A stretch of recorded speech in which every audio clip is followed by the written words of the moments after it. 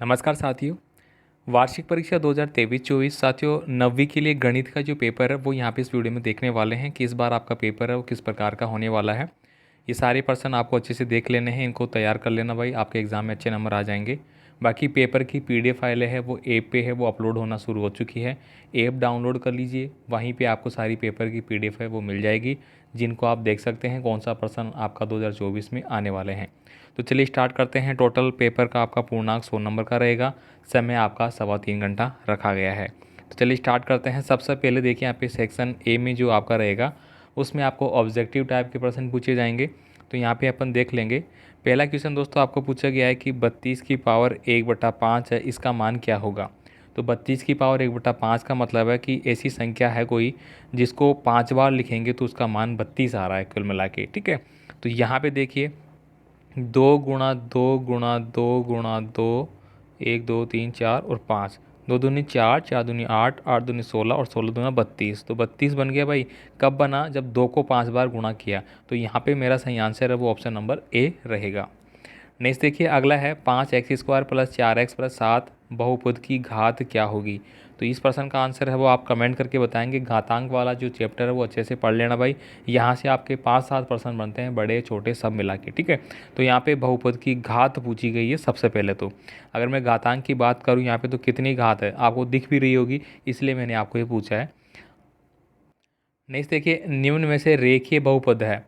अब यहाँ पे आपको रेखीय बहुपद बताना है, मतलब एक ही जो होता है लीनियर उसको अपन रेखीय बहुपद बोलते हैं।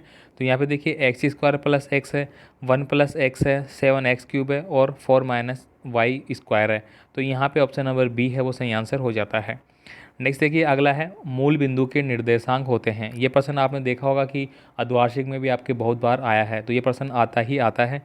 मूल बिंदु का निर्देशांक वगैरह कैसे निकालते हैं? ये एक्स अक्ष होता है, ये वाई, ये -x और ये -y। तो यहाँ पे जो 0 0 होता है, एक x वाला और एक y वाला, वही हमारे मूल बिंदु के निर्देशांक होते हैं भाई। ठीक है, बाकी इसके अलावा यहाँ पे प्रथम तल, यहाँ पे आपका सेकंड तल, यहाँ पे आपका थर्ड तल और यहाँ पे फोर्थ तल, इनके प्रश्न भी पूछे जाते हैं। तो यहाँ पे मेरा सही आंसर हो जाएगा ऑप्शन नंबर ए, मूल बिंदु का निर्देशांक 0 0 होते हैं भाई। नेक्स्ट प्रश्न देखिए बिंदु 3 और 4 किस चतुर्थांश में स्थित है। लो भाई पूछ लिया है, तो चलिए इसको भी देख लेते हैं। यहाँ पे देखिए पहली संख्या x होती है और दूसरी संख्या है वो y होती है। अब ये मेरा x अक्ष है, ये मेरा y अक्ष है, ये मेरा -x है और ये मेरा -y है। पहली संख्या 3 है, तो यहाँ पे 1 2 3 यहाँ पे आ गया मेरा x अक्ष पे। तीसरी है 4, 1 2 3 4 यहाँ पे, तो ये इस तल में आ गई, तो ये मेरा प्रथम तल हो गया भाई। कौन सा हो गया? प्रथम। अगर इनके आगे पीछे माइनस वगैरह लगा होता तो फिर हम माइनस वाले जो तल है उनमें जाते। तो यहाँ पे प्रथम तल आ गया, तो यहाँ पे ऑप्शन नंबर ए लिखना है भाई। यदि y = 2x + 5 हो तथा x = 3 हो तो y का मान ज्ञात करना है। तो यहाँ पे ऑलरेडी x का मान हमें दे दिया है, तो हमें y का निकालना है। तो y बराबर क्या हो जाएगा? 2 × 3 + 5। तो ये कितना हो गया? 2 तिया 6 और +5। तो y का मान क्या आ गया भाई? 6 और 5 11। तो 11 जहाँ पे लिखा गया है वो मेरा सही आंसर है। तो यहाँ पे option number C correct answer हो जाता है। अगला देखिए चतुर्भुज के चारों कोणों का योग है वो कितना होता है। तो बहुत आसान क्वेश्चन है। चतुर्भुज जो भी होता है उसके चारों कोणों का योग है वो 360 डिग्री होता है, रट लेना। इसके बाद देखिए यहाँ पे किसी त्रिभुज के एक शीर्ष को उसकी भुजा सम्मुख भुजा के मध्य बिंदु से मिलाने पर प्राप्त होता है। तो यहाँ पे कह रहा है किसी त्रिभुज, त्रिभुज बना लो भाई सबसे पहले। तो अब कह रहा है त्रिभुज के एक शीर्ष को, मान लीजिए ये शीर्ष है, उसकी सम्मुख भुजा के मध्य, इसकी सम्मुख भुजा ये है, यहाँ पे मिला दिए इसको, मान लीजिए इस प्रकार से मिलाने पर प्राप्त होगा। तो क्या प्राप्त होगा भाई? शीर्ष लंब होगा, मध्यिका होगी, लंब केंद्र होगा, ये इनमें से कोई नहीं होगा। तो यहाँ पे इस प्रकार से कोई त्रिभुज मेरा है और इसका ऊपरले बिंदु को नीचे बिंदु से मिला देते हैं बीच में, तो दोस्तों ये क्या बन जाता है? हमारा लंब केंद्र बन जाएगा भाई। ठीक है, अब देखिए यहाँ पे अगला और PDF फाइल है दोस्तों, मैं फिर से बता रहा हूँ आपको, ऐप पे मिल जाएगी। ऐप का लिंक डिस्क्रिप्शन बॉक्स में है, डाउनलोड कीजिए। जैसे जैसे पेपर आ रहे हैं सारे वहाँ पे आपको मिलते जाएंगे, वहाँ से आप इसको कभी भी देख सकते हैं भाई। ठीक है, चलिए अगला प्रश्न है हीरोन के सूत्र द्वारा परिकलित किया जाता है। तो किसका सूत्र निकाला जाता है हीरो के द्वारा? कमेंट करके बता देना भाई, इजी वाला क्वेश्चन है। अब देखिए यहाँ पे किसी पासे को एक बार उछालने पर प्राप्त सभी संभव परिमाणों की संख्या क्या होगी। मान लीजिए कि एक पासे को एक बार पूछ रहा है ये भाई, एक बार उछाला है, सब प्राप्त सभी संभव परिमाणों की संख्या होगी। तो भाई एक बार उछालने पे जो है वो 2 भी आ सकता है, 4 भी आ सकता है, 6 भी आ सकता है, 8 भी आ सकता है। लेकिन यहाँ पे सी वाला ऑप्शन सही रहेगा, क्यों? क्योंकि उसमें पासे में 6 अंक होते हैं मैक्सिमम, इसलिए हम मैक्सिमम मान के चलेंगे। 6 8 तो होते ही नहीं, तो ये तो वैसे ही कट जाएगा। ठीक है, अब देखिए सभी समकोण एक दूसरे के क्या होते हैं भाई, जो समकोण होते हैं, समकोण का मतलब होता है 90 डिग्री के कोण, तो सभी समकोण एक दूसरे के क्या होते हैं भाई, पूरक होते हैं। ठीक है, अब देखिए वृत्त की सबसे बड़ी जीवा वृत्त का क्या कहलाती है, तो वो क्या कहलाती है भाई, व्यास कहलाती है। आगे देखिए चतुर्भुज के विकर्ण परस्पर समद्विभाजित करते हैं, तो समचतुर्भुज, इस प्रकार से कोई समचतुर्भुज है। ठीक है, ये बना लीजिए भाई आप। ठीक है, अभी कह रहा है उसके विकर्ण जो है, इस प्रकार के जो विकर्ण डलेंगे वो तो परस्पर क्या करते हैं, परस्पर एक दूसरे को समद्विभाजित करते हैं। ठीक है, इस प्रकार से आप लिख सकते हैं। त्रिभुज में बराबर भुजाओं के सम्मुख कोण होते हैं। त्रिभुज मान लीजिए ये है और ये है, ये बना लिए भाई। ठीक है, ये भुजा कट गया क्या, बराबर भुजाओं के सम्मुख कोण, ये भुजा और ये भुजा दोनों बराबर, ये भी 3 है, ये भी 3 है, और ये मान लीजिए 4 है। अब ये कोण और ये कोण जो होता है, ये वाले कोण जो कह रहा है, ये कोण और ये कोण, तो सम्मुख कोण जो होते हैं वो क्या कहलाएंगे, वो आपको बताना है भाई, कमेंट करना है। ठीक है, घन के पृष्ठीय क्षेत्रफल का सूत्र है वो आप याद करेंगे भाई।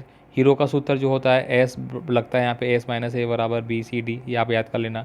एक्स अक्ष के निर्देशांक को क्या कहते हैं, तो दोस्तों एक्स अक्ष जो होता है ये वाला, इसके निर्देशांक जो होते हैं उसको क्या बोलेंगे, समबाहु त्रिभुज का प्रत्येक कोण है वो क्या कहलाता है, घनाभ के पृष्ठ होते हैं, तो घनाभ जो होता है इस प्रकार से अपन घनाभ बनाते हैं। ठीक है, तो इसके घनाभ की जो पृष्ठों की संख्या है वो कितनी होती है भाई, तो 6 होती है। ठीक है, इसके बाद देखिए समांतर माध्य ज्ञात करने का सूत्र है वो आपको बताना है भाई, समांतर माध्य कैसे निकाला जाता है, माध्य आपको पता ही है। ठीक है, यानी कि n टोटल जो संख्या होती है वो जोड़ने के बाद जितनी भी संख्याएं हैं उनको अपन कितना होता है n का भाग देते हैं, कितनी संख्या हैं उस प्रकार से आपको निकालना भाई, माध्य निकालना मतलब कुल संख्याएं मतलब कुल संख्याओं का योग बटा, इस प्रकार से। ठीक है, अब देखिए यहाँ पे खंड ब आता है, इसका परिमीकरण आपको करना है। ठीक है, बाकी मैं प्रश्न आपको बता देता हूँ, इनको आप अच्छे से पढ़ लेना भाई, बाकी इनका सॉल्यूशन भी आपको जल्द बता दूंगा और भी नेक्स्ट वीडियो में। फिलहाल पूरा पेपर हम देखने वाले हैं कैसे प्रश्न आपको पढ़ना है। इसके बाद देखिए यहाँ पे सर्व समीकरण की सहायता से इसका मान ज्ञात करना है। यहाँ पे बिंदु किस चतुर्थांश में स्थित है वो बताना है।